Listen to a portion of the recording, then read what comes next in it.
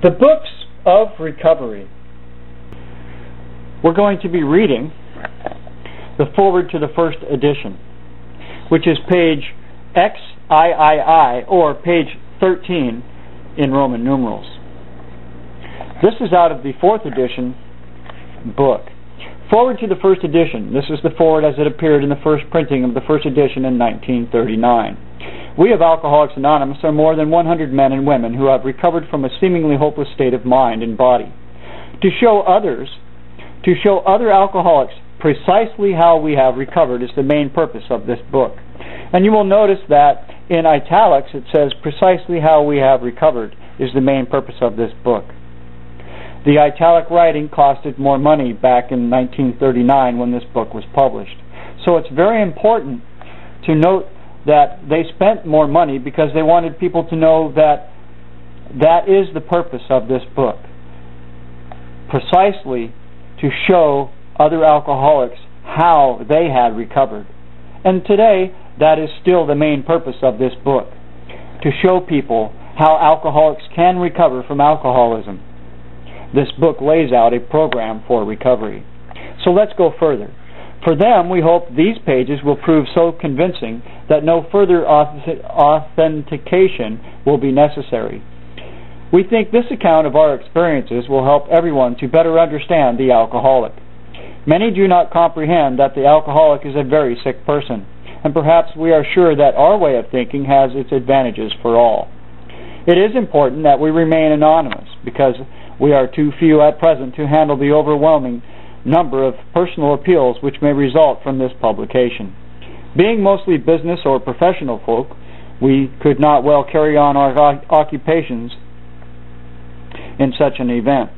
We would like it understood that our alcoholic work is an avocation, which means that it's after they get off work they do it as a hobby or something like that.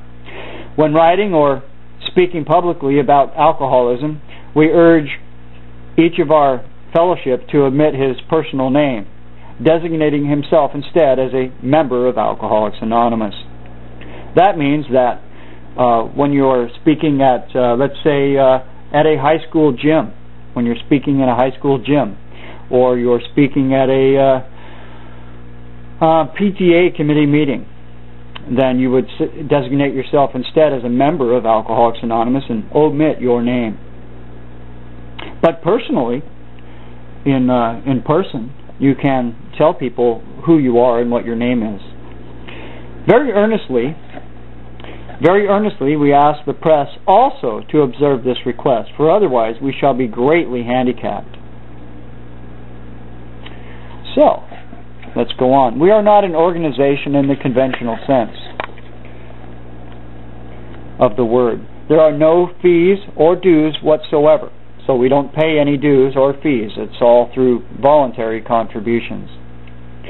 The only requirement for membership is an honest desire to stop drinking. While the modern day says the only requirement for membership is a desire to stop drinking, they've dropped the honest moniker from the line in the traditions of Alcoholics Anonymous. But really, the only requirement for membership is a desire to stop drinking. That we don't require anyone to have any special affiliation or other requirements.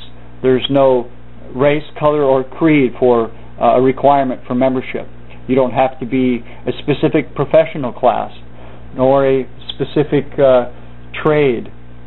You just have to have a desire to stop drinking.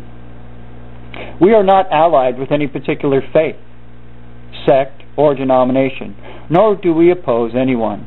We simply wish to be helpful to those who are afflicted.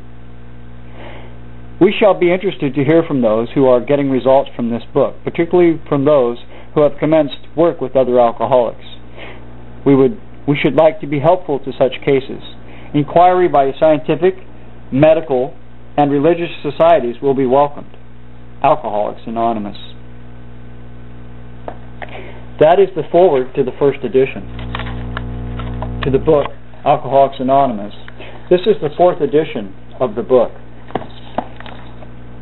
That will be the purpose of this video. Great. Have a great day.